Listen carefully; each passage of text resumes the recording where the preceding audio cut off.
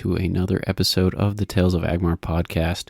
Once again, I'm your host, Sinjin, and for those of you who are new to this show, it is about the lore and story of the new universe by the same name, Tales of Agmar, that I, Sinjin, have been world building since 2020.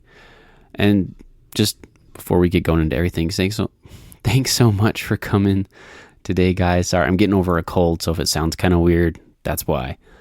And we've got a couple more announcements aside from that before we carry on with Kandra's story. First off, again, Discord is here. Link is going to be down below in the description or the show notes, depending where you're watching us.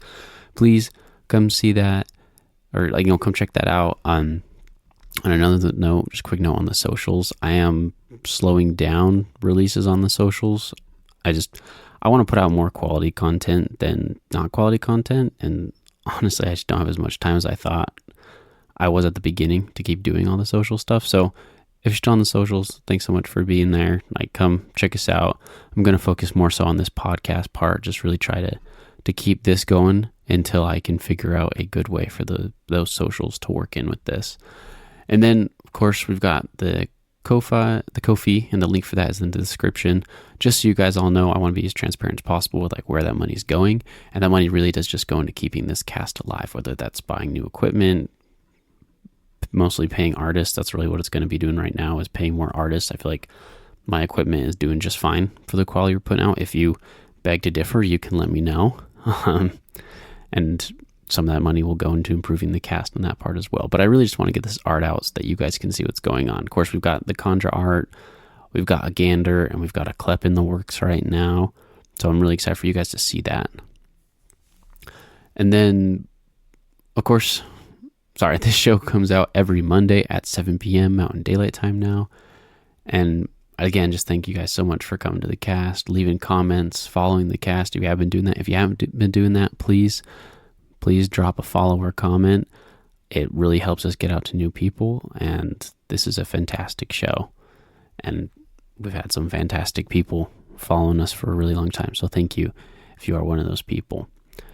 Now, let's just get into this. Just real quick, just so y'all know, I do that story part slower, just so that you guys can all get everything, and I feel like it's a little bit more like a reading pace. But anyways, let's get into it. Velv stood in her daughter's room, panic spreading like wildfire across her face, eventually her whole body. "Guard," she called. The man came rushing into the room. "What is it, my liege? Are you sure my daughter didn't leave this room?" He looked around, bewilderment on his face. "I'm positive she never left, ma'am. I never saw her." "Evidently not positive enough," she said through gritted teeth. "Alert the other guards. She needs to be found immediately." The man quickly scuttled away while the queen stood there in her child's room, trying to figure out how she could have gotten out, pacing back and forth, looking under the covers, under the bed, out the still closed window. Her daughter had always been the adventurous type. That was something she'd gotten from her father. But now that he was out of the way, perhaps the princess could be carved into something more royal-like. Kandra was slowly making her way through the castle grounds. A few minutes ago, the guards had started to move around in larger and more deliberate groups, like they were searching for something or someone. She didn't really care, though. If they were looking for father, she would find him first. Though it had been a few months since she'd played hide-and-seek, Kandra could still see his smile stretched wide along both sides of his face, beaming with admiration for her. She couldn't wait to see it again. However, in her distracted state, Kandra missed the gloved hand reaching down for her shoulder. As soon as it latched on, she jumped. "Don't worry, princess," the guard said. "The queen has been looking for you all day." The man's voice sounded gentle and sweet, but a little forced. And the queen looking for her, that confused Kandra a bit. Her mother looking for her? She hadn't thought her mother had wanted to look for her. That was usually father's job. It was always father that found her, never mother. The guard continued. "Come now, Kandra. Let us go back and talk with the queen." Kandra tried to pull away, but the man had a tight grip on her arm. He began dragging her behind him, her shorter legs barely able to keep up with his pace. "Let go of me," Kandra yelled as the man continued to drag her into the castle. "I want to go find my father." The man stopped and locked eyes with her, a triangle framing a tattoo under his eye. "Your father is dead, young miss. It's time you accept that." His tone sounded similar to that made earlier, the one who had said her mother was finally getting her wish. And something with the way he said that her father was dead clicked an emotion in Kandra's mind she didn't want to feel. She began to follow the man without more complaint. In a few minutes, they were both inside the castle, walking up the flight of stairs to her room. She could hear her mother arguing with another guard. "Your time as a castle guard is over," her mother said. "But my queen, my family has served you for generations." "Not anymore. You let my daughter escape." "How was I supposed to know she had access to another exit from her room? You're a guard. You should have been guarding her." Kandra and the guard who was dragging her cleared the stairs and looked at her mother, causing the queen to change personalities on the spot. "Kandra," she exclaimed while running towards her child, "it's so good to see you safe." She looked up at the guard that brought Kandra to her. "Thank you so much. My family is in your debt." "You are a perimeter guard, yes?" She had noticed the insignia on his chest plate. Kandra noticed that her mother seemed especially intrigued by the triangle under the man's eye, however. "Why, yes, my queen, I am." His response sounded almost rehearsed. "Well, I shall promote you to keep guard then. We've recently had a vacancy." The other guy tried to raise an objection, but was silenced. "Much obliged, my queen." "Of course. Now, you," she pointed to the guard she just promoted. "Why don't you take this fine young man I've been talking to the edge of town? He's going off to fight the theocracy." "But my liege," the condemned guard said, "I am of House Blackthorn. You cannot just brush me away. I am a fellow noble." The other guard grabbed him. "You heard the queen, lad. It's time for you to move on." He walked off with the other guard, pushing and pulling him down the stairs as he tried to get back the good graces of the queen. Velv guarded the scene from her daughter. Once the two men were farther down the flight of stairs, she bent down and gave her an embrace. It felt hollow, empty. It was lacking the warmth of her father. "Kandra," she cooed, trying to fill that void. "I was so worried about you. Come here." The embrace still chilled her. "Mommy?" Kandra asked. "What's going to happen to that guardsman?" "Oh?" She looked behind her daughter's back, and then behind her own. "He's going to save the colonies, dear." "That's not what it sounded like," contested Kandra. "Don't worry about him. Soon enough, he'll be of no concern for us." Kandra didn't always like when her mother used that line, but she had learned to just accept it. "Okay, mother."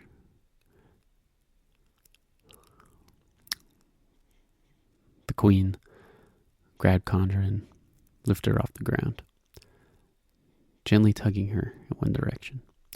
Kandra knew better than to fight her mother when she was like this. Once she had her mind set on something, that was how it went. Her and her father had always done their best to play around it. "Now let's go freshen you up. You've had quite the long day," her mother said. She reluctantly followed Velv back into her room, where a hot wash bowl was waiting. The queen cleaned her up and applied more of the white face powder to her.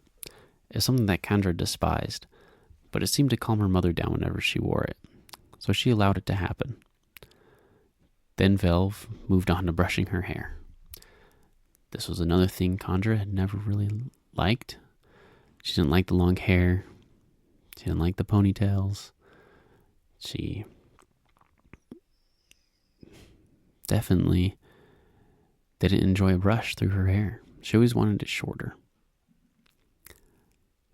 But she allowed her mother to do it because, again, it calmed her down.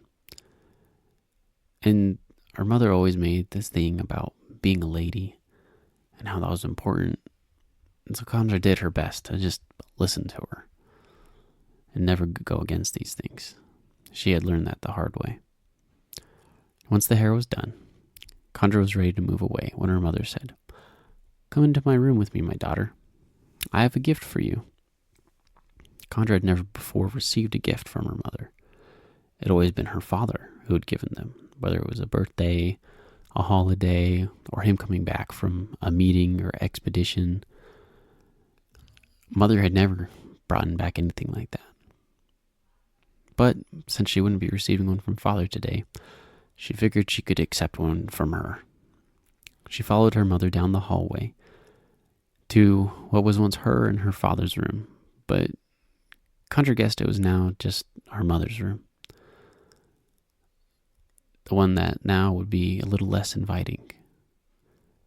As she walked inside, Kandra thought about how vibrant it had looked when her father was around, how they would have sleepovers together, the way the moonlight glanced off the pool in their private garden. What she walked in on was the opposite. While the sun was setting outside the room, it was filled with darkness, the kind that sucked in all the light around it, holding it tight and never letting it shine again. Kandra realized that's how she was feeling. She was the light. As her mother continued to lead her deeper into the room, she found it harder and harder to breathe. "Mother," Kandra said, "it's kind of stuffy in your room." "Oh?" Her mother didn't seem to notice, or care for that matter. Then she saw it. A triangle, just like the guard. It shone through a smudged part on her mother's powdered face. "What's that?" Kandra pointed at the triangle under her mother's eye. Her mother quickly covered it up. "Nothing, dear. Just a little splotch I need to fix with more powder." "I saw the same thing on one of the guards' faces, though," she continued. "What does it mean?" "Like I said, dear, nothing. It means nothing." Kandra's mother was starting to show her irritation again. "Like I said, dear, nothing. It means nothing." Kandra's mother was starting to show her irritation again. "Really?" Kandra pressed. "Because you were looking at it an awful lot when you were talking with him." Kandra's mother's face went from distorted to panicked, then back to a chilling calm. "You saw too much, dear. Again, just like your father." Her tone froze Kandra in place. Kandra's mind started racing. What did mother mean by again? What had she seen that before? Why couldn't she remember? What was wrong with her? Why did Dad have to leave? Did he have one of those marks too? Did she? Well, thank you guys so much again for coming by. Sorry this one's a little bit shorter than last week. We'll see how that comes out through editing. But I hope you guys all have a really great week ahead of you. We got the holidays in front of us. And I've had a great time recording it for you guys this year, this podcast. We're going to continue into next year, like I was saying before. Also, please follow us, turn on notifications, especially if you'd like to be alerted when part 3 of this series drops next week. Also, please drop a comment about what your favorite part of today's cast has been. And if you aren't already, then definitely, check us out on all the other socials. We've dropped a few things there. Art going forward is mostly going to be dropped through the Ko-fi, and I'll just announce that so you guys can check it out. And then again, just a reminder about that little goal. We've got a goal for, I think it's somewhere in like 2000s, somewhere like thousands, or it's not like it is like a lot of money, but I'm asking it for sake of the art, right? The goal is to get art out there for the podcast and really for the world as a whole as we get ready for the books. But thank you guys so much for being willing to come here to support this. You guys are fantastic people. And there it is. Wherever you are, be a good one, and I hope you guys have a great rest of your day and great rest of the week, and we'll see y'all next time.